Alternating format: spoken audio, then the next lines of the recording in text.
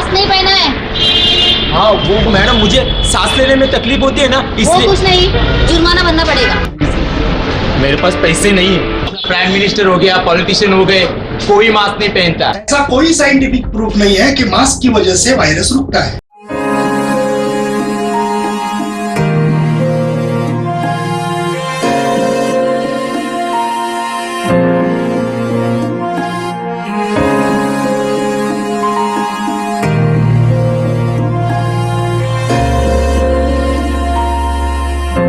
हाल ही में आपने एक खबर सुनी होगी कि एक बच्ची के साथ अत्याचार करने वाले आरोपी को उसके पिता ने गोरखपुर कोर्ट में मार दिया, क्योंकि उस बच्ची के पिता को अपनी न्याय व्यवस्था पर विश्वास नहीं था। बहुत सारे लोगों को ऐसे आशंकाएं हैं कि न्याय देर से मिलता है और सामान्य व्यक्ति को न्याय मिलता ही नहीं। बहुत हद तक ये बात ठीक भी लगती है, लेकिन इसका मतलब ये नहीं कि हमारी न्याय व्यवस्था गलत है।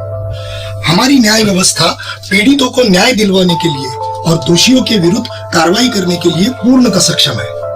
लेकिन कई सरकारी अधिकारी, सरकारी वकील और न्यायाधीश जिन्हें खुद को कई मामलों में लॉ पता नहीं है या फिर कई मामलों में लॉ का ठीक से इस्तेमाल नहीं करते हैं, इस वजह से ये दिक्कत आती है। हम लोगों ने सामान्य व्यक्ति का न्याय व्यवस्था पर विश्वास कायम रहे और वे कानून हाथ में लेने के बजाय न्याय व्यवस्था को सुदृढ़ बनाकर दोषियों को सजा दिलवाए, इस उद्देश्य से एक नई शॉर्ट फिल्म की सीरीज शुरू की है। इस माध्यम से हम आपको ये बताएंगे कि अगर कोई न्यायाधीश जानकार और ईमानदार हो तो वो किस तरह से लोगों को तुरंत न्याय दिलाता है और दोषियों पर कार्रवाई करता है। इस बात को आप जितने ज्यादा लोगों तक पहुंचाएंगे उतनी ही जागरूकता बढ़ेगी और अत्याचारियों का अत्याचार भी कम होगा, उनका मनोबल टूटेगा और इससे हमारे देश में लॉ एंड ऑर्डर की परिस्थिति बेहतर बनेगी। आप सभी लोगों से यह विनती है कि इस सीरीज को जरूर देखिए और ज्यादा से ज्यादा लोगों तक इस संदेश को पहुंचाइए। याद रखिए, अगर सचिन वाजे और परमवीर सिंह जैसे भ्रष्ट और गुंडे पुलिस अधिकारी हैं, तो वहीं पर आपकी रक्षा के लिए जान देने वाले पुलिस अधिकारी भी हैं। अगर शमित मुखर्जी, CS कर्णन, निर्मल यादव, रोहिंटन नरीमन और दीपक गुप्ता जैसे भ्रष्ट और नाकाबिल जजेस हैं, तो वहीं पर कृष्णा अय्यर जैसे विद्वान और कर्तव्यनिष्ठ जजेस भी हैं। व्यवस्था को दोष देने के बजाय उसे सबके लिए उपयुक्त बनाने में मदद करें। धन्यवाद।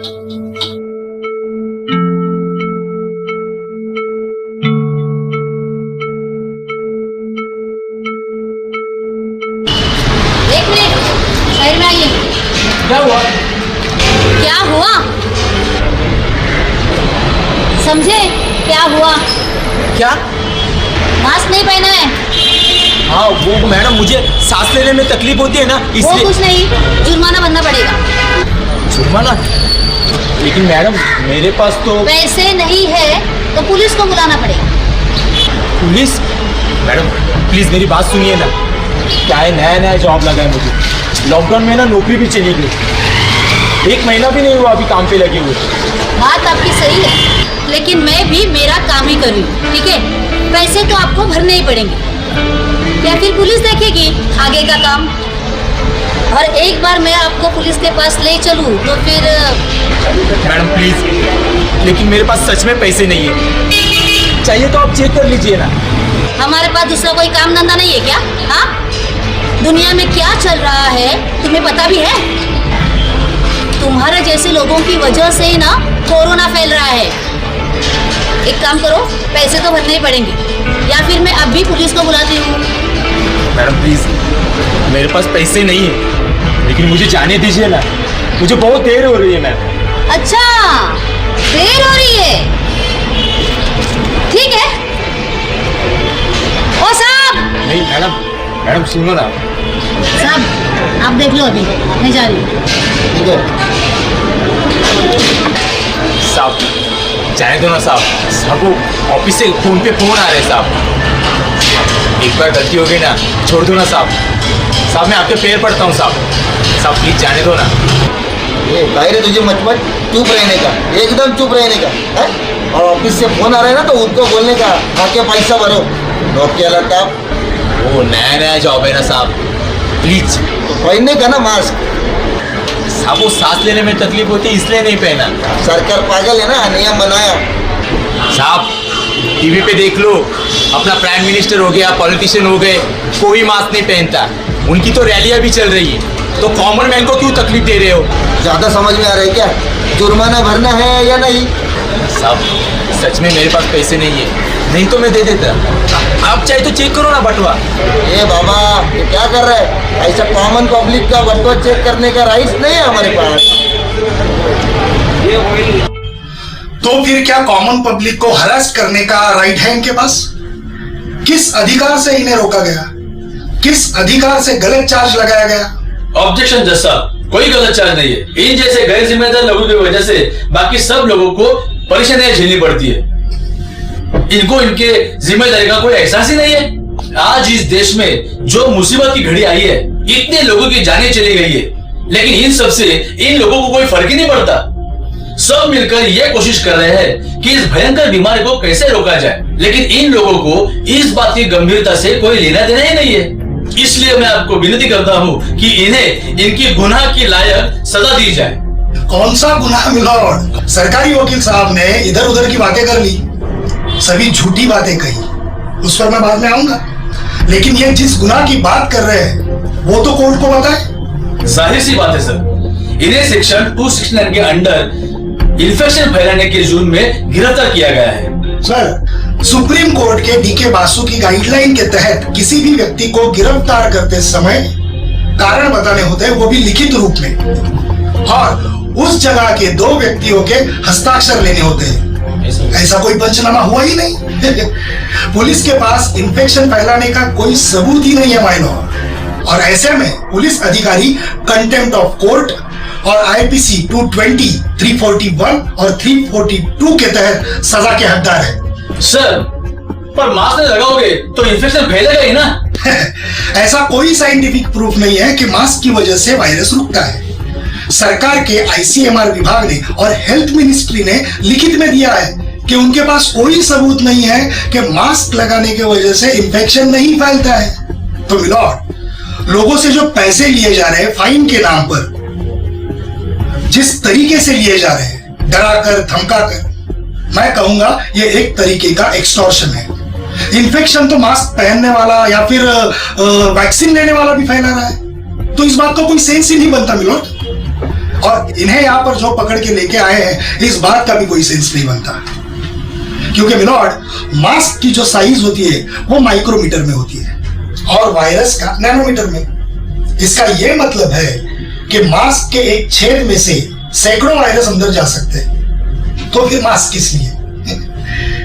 गवर्नमेंट ऑफ इंडिया ने आरटीआई के जवाब में कहा है कि उनके पास ऐसा कोई वैज्ञानिक प्रमाण नहीं है कि मास्क लगाने से वायरस रुकता है। आगे ये लिखा है कि healthy people should not wear the mask. जैसे कि आप देख रहे हैं हेल्दी है। Wearing mask is not mandatory. Milord, वैज्ञानिकों ने 32 स्टडीज की है, 32, जिसके हिसाब से मास्क का अपने शरीर पर बहुत ही हानिकारक साइड इफेक्ट होता है।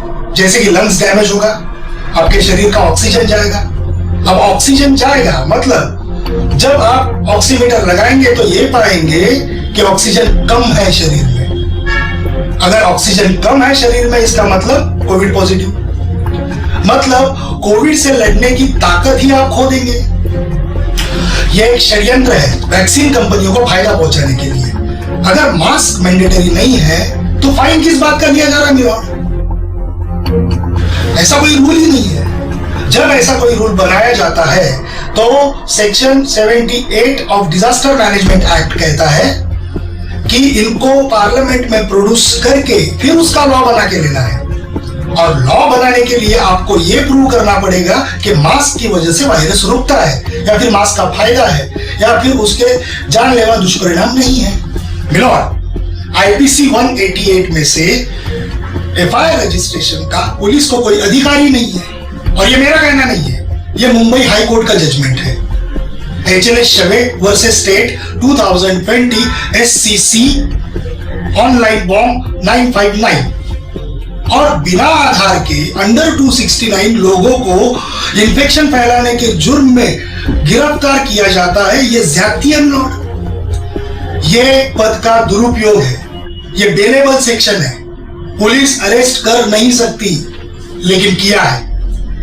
तो जज साहब, मैं आपसे विनती करता हूं कि इनका कोई जुर्म ही नहीं है तो इन्हें बाइज्जत बरी कर दिया जाए और आरोपी पुलिस वाले के खिलाफ आईपीसी 341 के तहत गलत तरीके से रोकने के लिए, आईपीसी 220 बिना मतलब रोक के रखने के लिए और आईपीसी 221 फॉल्स चार्ज गलत इल्जाम लगाने के जुर्म में कांस्टेबल साहब को 7 साल की सजा दी जाए और सीआरपीसी के सेक्शन 357(3), 250, 342 के तहत मेरे क्लाइंट को कॉम्पेंसेशन के तौर पर 10 लाख रुपए दिए जाए। थैंक यू जज साहब। बताइए आपके पास क्या सबूत है कि इसने इन्फेक्शन फैलाया? मास्क नहीं पहना मतलब इन्फेक्शन फैलाना नहीं होता। कितने दिनों से आप पुलिस डिपार्टमेंट में काम कर रहे हो? लीगल सबूत चाहिए, लीगल। आपने क्यों इसे पकड़ा? वो सर सीनियर के आदेश थे सर। सीनियर आपको कुएं में कूदने को कहेगा तो आप कूद जाओगे? आपको पता नहीं है कि आपको कोई भी आदेश दे पर आपको केवल कानून के हिसाब से ही करना है। आप सुप्रीम कोर्ट का नंदिनी शतपथी और एमपी द्विवेदी का आदेश पढ़िए। ये फाइन किस नियम की तहत लिया जा रहा था? सर वो बीएमसी का नियम है सर। बीएमसी के कमिश्नर का? बीएमसी के कमिश्नर के राष्ट्रपति हो गए? क्योंकि डिजास्टर मैनेजमेंट एक्ट में किसी भी तरह का फाइन लेने का कोई प्रोविजन नहीं है और जब तक पार्लियामेंट में नया कानून बनाया नहीं तब तक आप कुछ भी फाइन लेते हो तो गैर कानूनी माना जाता है। ऑफेंस ऑफ एक्सटॉर्शन माना जाएगा। तो मैं मार्शल के खिलाफ एक्सटॉर्शन का सेक्शन 385 और अन्य धाराओं के तहत प्रोसिक्यूशन में ऑर्डर करता हूँ क्योंकि इन्होंने पुलिस की धमकी देके पैसा वसूल करना चाहा। सरकारी वकील साहब, आप आपका कर्तव्य भूल गए हो। आप सरकारी वकील हो, आप पहले ऑफिस ऑफ कोर्ट हो, आप पुलिस के माउथ पीस नहीं हो। आप पोस्टमैन की तरह काम नहीं कर सकते हो। जो पुलिस ने बोला और आपने कोर्ट को बोल दिया। अगर किसी व्यक्ति को गलत तरीके से पकड़ा गया है तो यह आपकी जिम्मेदारी है कि आप कोर्ट को बताएं कि इस व्यक्ति पर अन्याय हुआ है। उसको वकील लगाने की जरूरत नहीं है। आप सुप्रीम कोर्ट का शिव कुमार का आदेश पढ़िए तो आपने भी प्रोफेशनल मिसकंडक्ट किया है। क्या आपको ये पता है कि इन्वेस्टिगेशन करते समय दोनों बाजू का पक्ष लिया जाता है? तो जब ये व्यक्ति मास्क क्यों नहीं लगा रहा है इसके बारे में आपने जो कारण दिए हैं और इन्होंने जो साइंटिफिक डॉक्यूमेंट्स और केंद्र सरकार के आरटीआई दिए हैं उसका आपने इन्वेस्टिगेशन क्यों नहीं किया? आप जरा सुप्रीम कोर्ट का बाबू भाई का आदेश पढ़िए, अब जुगल किशोर का आदेश पढ़िए, ऐसे और कई जजमेंट है। तो आपने इन्वेस्टिगेशन जो है वो आपने पक्षपात पूर्वक किया है, इसलिए आप कंटेम्प्ट ऑफ कोर्ट के भी आरोपी हो। अगर कोई व्यक्ति पुलिस को गैर कानूनी काम करने से रोक रहा है, भारतीय संविधान का अनुच्छेद 51A में क्लियर लिखा है, तो हर नागरिक का कर्तव्य है कि देश की संपत्ति का रक्षण करे, उनके सभी भाई बहनों की जान माल का रक्षण करे। तो वो व्यक्ति संवैधानिक कर्तव्य निभा रहा है। अगर पुलिस उसके ऊपर झूठा चार्ज लगाए तो वो नहीं बल्कि पुलिस गैर कानूनी काम कर रही है। दिल्ली उच्च न्यायालय का अनिरुद्ध बहल और सुप्रीम कोर्ट का इनडायरेक्ट टैक्स प्रैक्टिशनर एसोसिएशन का जजमेंट पढ़ लीजिए। ऐसे सामाजिक कार्यकर्ताओं के खिलाफ अगर पुलिस केस करेगी तो पुलिस के ऊपर ही एक्शन होगा और आपको उन्हें कॉम्पेंसेशन ही देना पड़ेगा। सभी बातों को और सबूतों को ध्यान से समझने के बाद अदालत इस नतीजे पे पहुंची है कि मिस्टर नितिन को गलत तरीके से पकड़ा गया, उनके खिलाफ झूठा केस दर्ज किया गया जिसकी वजह से उन्हें आर्थिक, मानसिक, शारीरिक पीड़ा हुई है। ये अदालत नितिन को बाइज्जत बरी करती है और आरोपी पुलिसकर्मी तथा महापालिका के मार्शल के खिलाफ गिरफ्तारी का वारंट जारी करने का आदेश देती है और उन्हें तुरंत गिरफ्तार कर जेल भेजा जाए और सीआरपीसी 342, 250 के तहत यह आदेश देती है कि दोषी पुलिस और महापालिका के मार्शल को दोनों मिलाकर पीड़ित नितिन को 2 लाख रुपए नुकसान भरपाई के तौर पर दे। सरकारी वकील इनको भी इस मामले में सेक्शन 120B, 34, 52 आईपीसी के तहत आरोपी बनाया जाए और बार काउंसिल को ये निर्देश दिया जाता है कि वो इनकी सनद रद्द की कानूनी कार्रवाई शुरू करे। आरोपी पुलिस अधिकारियों ने इस मामले में इन्वेस्टिगेशन करते समय पक्षपातपूर्ण एक तरफा इन्वेस्टिगेशन किया है और ये सर्वोच्च न्यायालय और उच्च न्यायालय का अवमान है। इसलिए माननीय उच्च न्यायालय को कंटेम्प्ट ऑफ कोर्ट एक्ट के तहत इनके खिलाफ कार्रवाई करने के लिए अपना रेफरेंस फॉरवर्ड करती है। ये होता है ईमानदार और जानकार जज होने का असर, जिन्होंने परिस्थिति की सच्चाई को पूरी तरीके से समझा और फिर जो गलत है, फिर चाहे वो न्याय व्यवस्था से जुड़े हो या फिर सरकार से जुड़े हो, जैसे कि सरकारी वकील, पुलिस कांस्टेबल, महापालिका के मार्शल, किसी को भी बख्शा नहीं गया। ये होती है न्याय व्यवस्था की ताकत, कानून की ताकत। कानून से डरे नहीं, बल्कि कानून को समझे, कानून से जुड़े, हमसे जुड़े। आपकी जो भावनाएं हो, आपका जो कहना हो, वो आप कमेंट बॉक्स में जरूर दर्ज कीजिए।